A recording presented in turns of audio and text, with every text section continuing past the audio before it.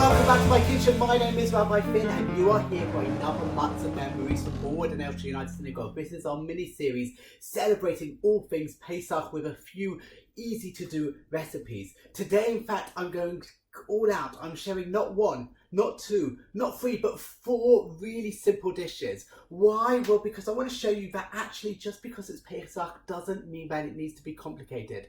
Pesach food can be simple food and actually can be the food that you would do normally throughout the rest of the year. So I'm hoping that you'll get some inspiration. If you don't do these recipes, you'll look at what you normally cook, and obviously don't do the pasta, and obviously don't do the rice unless you're Sephardi, and obviously don't do the bread pudding. But the things that you cook throughout the year, your roast chicken, with vegetables, your salads, most of those things you can easily do, which is kasher lePesach, okay to have on Pesach. As long as you're using the correct ingredients, you don't need to worry too much. So I'm hoping you'll gain some inspiration. But why am I doing 4 dishes? Well, simple, because if you look, 4 is the number of Pesach. Well, in truth, actually, 3 is also a number of Pesach. 10 is a number of Pesach. There's lots of numbers to do with Pesach. Why? Because if you give something a number, it becomes easier to remember. But 4 is one of those themes that comes up over and over and over again in Pesach. We have the 4 sons. We have the 4 cups of wine. We have the 4 questions. And this 4 all originates from the 4 Lashonot, the 4 statements of Geula, of redemption, where God uses 4 different phrases to say how God will cause the Exodus, save the Jewish people, bring them out of Egypt, and then bring them into the land of Israel. I want to take the first time we encounter, actually it's the second time we encounter 4, because the first time we encounter 4 is the first of the cups of wine. The second time is the Ma Nishtana, the 4 questions. Ma Nishtana halayla hazeh. Every Jewish child around the world learns this song whether in cheder, in school. And these are the 4 questions that a child or the youngest person in the room should ask at the beginning of a Seder. But if you look at these questions, there's something really odd about them. They don't make sense. Let's take it. Shebechol halelot einanu ochlim chametz matzah. In all of it nights we eat both chametz and matzah. Tonight kulo matzah. Tonight is only matzah. Well, but this is the beginning of the Seder night. How does the child know that you're not about to bring out some beautiful baguettes or some sourdough or some wonderful bread? How does the child know that tonight is only matzah? Another example is that on all other nights we don't even dip our vegetables once. Tonight we're going to dip it twice. Well, at this point of the Seder we've only dipped it once. So how does the child know that they're going to dip it twice? And obviously if they've been to the Seder before they will know. But these are the set questions at the beginning of our Seder night. The question is, why do we have these slightly nonsensical questions? I want to share with you an amazing idea I heard from Rav Nebenzahl, who is the chief rabbi of the Old City of Jerusalem. He says that actually these questions are there just to inspire questions. We've all been in that situation in a lecture when at the end somebody says, any questions? And everybody's like looking down, not me, not me, not me, who's going to be the first one to ask a question? And even if you had a question, it suddenly goes out of your mind until there's that brave soul who offers the often quite silly question. But that initial question then causes people to feel comfortable and confident enough to ask further questions.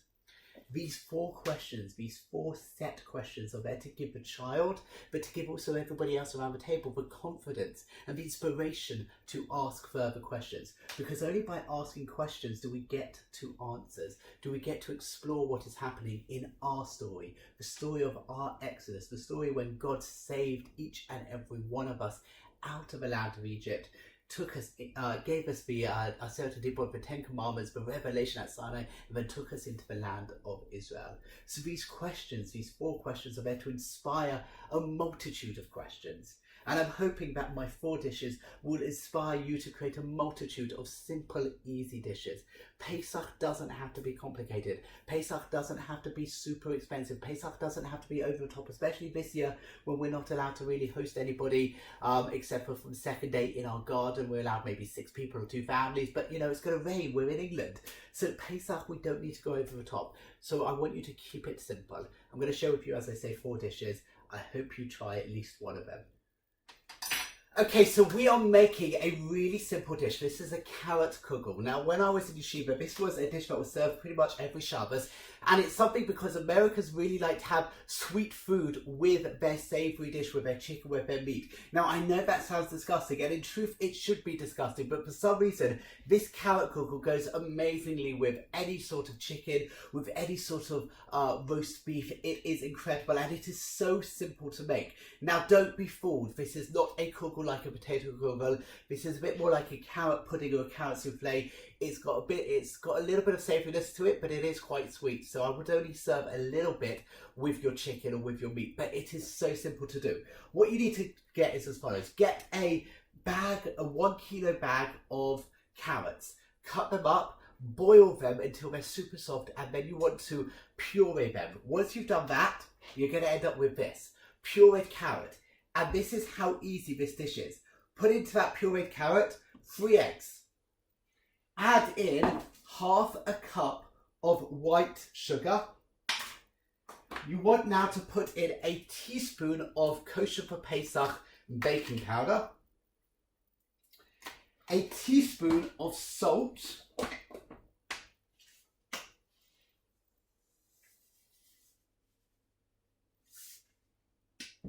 and a splash of vanilla essence. If you want a precise measurement, put a teaspoon in again, but just literally a splash of vanilla essence. And you're nearly done. You need to give it a really good mix. But before you do that, you can add in 3 tablespoons of Matzah Meal. When I'm making this and it's not Pesach, I use flour, but in truth, if you are gluten-free and you can't take your Matzah Meal, just don't put any in. I did it once for some gluten-free guests. They weren't complaining, so I guess it was fine. So 1, 2, I'm using cake meal here. 3, and give this a really good mix. That is how easy it is. I told you, this is one of those easy dishes. This is actually a perfect emergency dish. If back in the days when we were allowed to host people, if I wasn't sure if I had enough food, this was the dish I made, or one of the dishes that I would make just to ensure that I have enough. Give it a really good mix. You want to preheat your oven to 170 degrees Celsius, and this is going to cook for 20 minutes in that oven until it's just set. It's not going to go super brown, it's not going to look amazing, but trust me, it tastes brilliant. You want to make sure that your pan is well oiled, and once you've mixed everything in, the egg, the sugar, the vanilla, the salt, the Matzah Meal, just pour it in.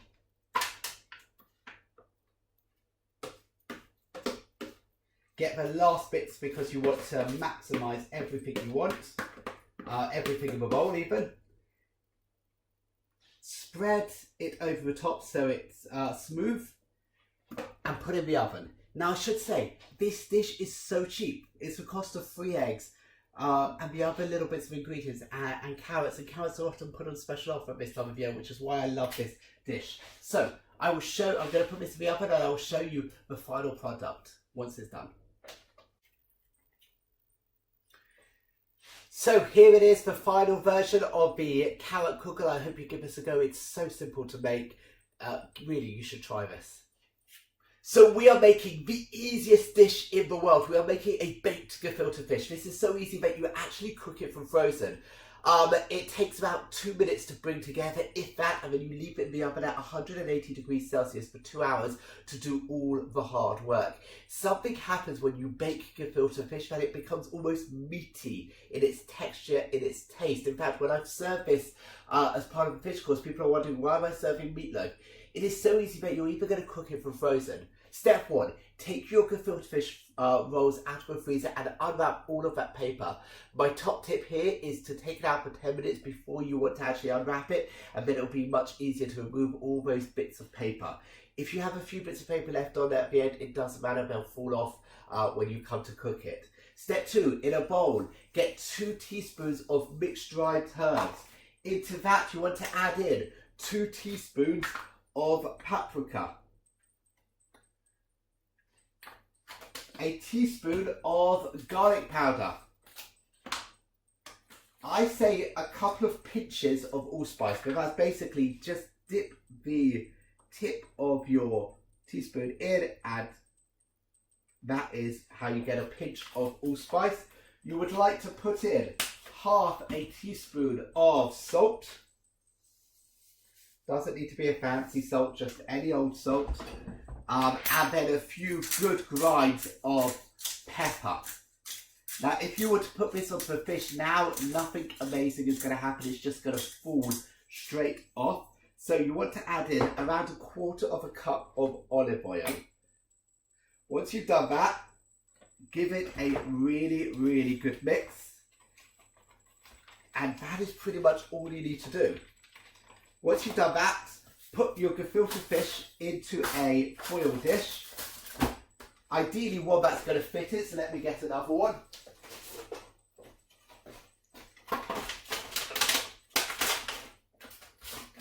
So, try again.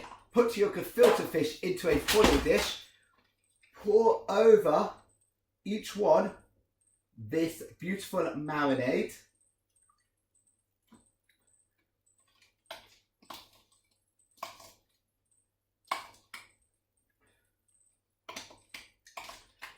And probably the only time in my life I ever use a glove is for this, because I find the cold marinade starts to stick to my hand and I don't want that at all. Just massage your gefilte fish so that they are completely covered in this marinade, in this oil. Cover it with silver foil and put it in an oven at 180 degrees Celsius for 2 hours, and then let it cool down. And then it's perfect. It can be re-frozen, it can stay in the fridge for a few days. It is brilliant. So simple, so easy. Give it a try. Baked gefilte fish, getting ready for the oven. So let me show you this. This is what the baked gefilte fish looks like once it's finished. I told you it looks almost like meatloaf.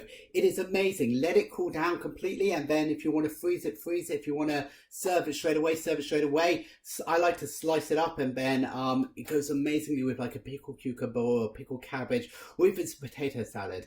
Give this a go. So simple, so easy. So now we're going to make a super easy dessert. This is a chocolate mousse cake. This is not my recipe. A few years ago I was on the Facebook group Pesach Recipes. If you're not a member, do check it out. It's a brilliant resource with lots of really good recipes.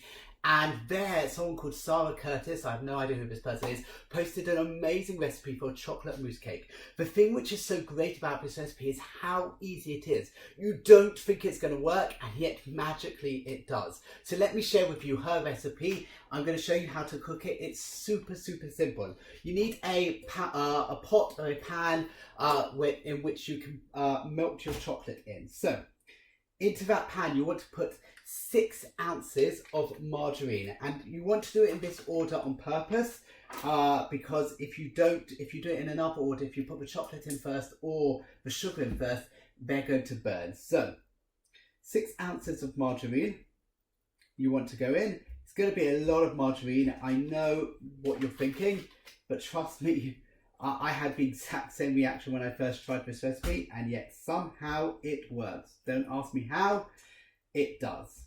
So 6 ounces of margarine are in. On top of that, you are going to put then 300 grams of power of chocolate, dark chocolate, so ideally 50% cocoa. If you can find even darker and kosher for Pesach, that's going to be even more amazing. But 300 grams of chocolate, and then 9 ounces of caster sugar. So, to recap, 6 ounces of margarine, 300 grams of sugar, and 9 ounces of caster sugar. Once you've done that, slowly bring it all together and melt it down in the pan, and then join me for the next stage of instructions. Okay, so after a few minutes, your chocolate should be nice and melted with the margarine and the sugar. At this point, this isn't in the recipe, but I like to always add, when I'm doing anything with chocolate, a little pinch of salt, because the salt will help bring out the flavour of the chocolate. So really a pinch of salt. If you want a measurement, maybe 1/4 teaspoon of salt. Give it a good mix in and leave it to one side to cool slightly. Whilst you're doing that, in a bowl, put 5 eggs. Don't know if you can see it. You can see it at the bottom there. 5 eggs. And 5 whole eggs. Do not split them. Do not, separate the yolks from the whites. This is a bit which I don't quite understand how it works, but it does work. And simply whisk them up until they're super thick and fluffy. I'll show you what I mean once they're whisked. So after a few minutes whisking on the highest speed possible, look how thick that is. It's literally foaming. It's beautiful. Let me just show you. That's what it looks like. That is what you want to try and get your eggs to turn into. As I say, it's almost looking like egg whites. I'm not quite sure how it gets to that stage. Somebody I'm sure will tell me. Get rid of my whisk. Right, now the final stage is to bring all of this together. Get a tablespoon of ground almonds. If you can't take ground almonds, that's fine, then just leave this out. I'm not, again, quite sure, but I'm just following the recipe. Sprinkle it into the chocolate and give it a really good mix in. Get rid of the clumps that come with the natural ground almonds. There's so little almond in there, I'm not quite sure what it does, but again, don't ask too many questions.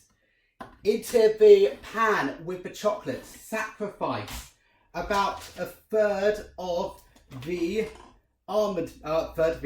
egg mix, just to help when you come to mix everything else in. By sacrificing some of it, it means everything else is going to remain nice and fluffy. So sacrifice, sacrifice, sacrifice. If I wanted to link it into Shabbos's portion, which is all about sacrifices, there you go. For those of you who are missing Vayikra, I haven't even got a name for what my series of Vayikra is going to be, but there you go. Give it a good mix. Mix, mix, mix, mix, mix, mix. Once you've incorporated all of that egg into the chocolate, you're ready now to pour the chocolate into the rest of the egg bowl, and you want to really lightly bring it together, fold it in together. Whilst I've been doing this, my oven has been preheating to 175 degrees Celsius, and this is going to be cooking in that oven for about 35 minutes. Keeping an eye on it. You might need to give it a few extra minutes. You might need to take it a few minutes earlier. You just want it to be barely set on the top. So that is ready to be mixed in with the rest of the egg. So pouring it in.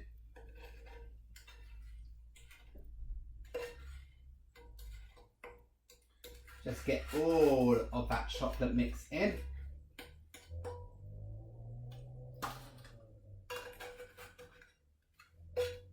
Note to self, buy a better spatula for Pesach next year. And then just fold this gently until it all comes together.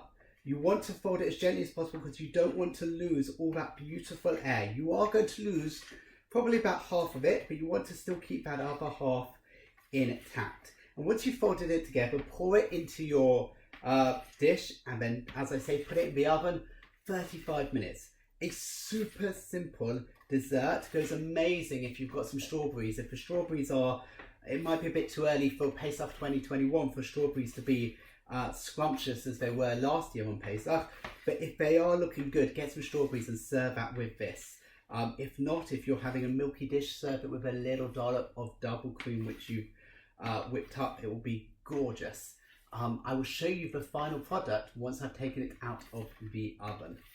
Just before I put it in the oven, just in case one of you want to know what it's supposed to look like, it basically looks like a chocolate mousse at this stage. But put it in the oven and it's going to be incredible. As I say, around 35 minutes on 175 degrees Celsius. I'll show you the final product.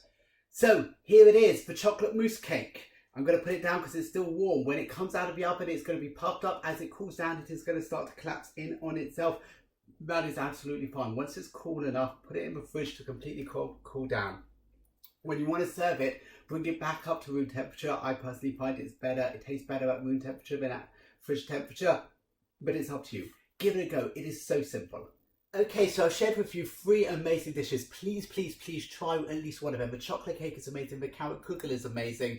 And the baked gefilte fish is one of my favourite all-time starters as a dish. The final one is a bit more tongue-in-cheek. I was going to share with you a meat-based dish, but I was walking home with somebody from Shul on Shabbos, and they said, why don't you show salt water? I said, why do I need to show salt water? He said, go to the shop and you'll see on the shelf salt water for sale. The fact that people buy salt water implies that some people don't know how to make salt water. So let me tell you this, you do not need to buy salt water. You really, really, really, really do not need to buy salt water. All you need to do is as follows. Get a jug and fill it with some water. Into that jug, put some salt. Now, top tip here, do not add too much salt at the beginning because you can always, it's much easier to add salt than it is to add water, especially when you start to get to the top. So, I would start with roughly a teaspoon of salt for about 500 grams of water. A teaspoon of salt, give it a mix, and then get your finger, dip it in, taste it. That's how you make salt water. There's no need to buy salt water. So as I say, try making your own salt water this year if you've bought it in the past. If you don't buy it, well, I've just shown you how to make salt water. What a great rabbi am I.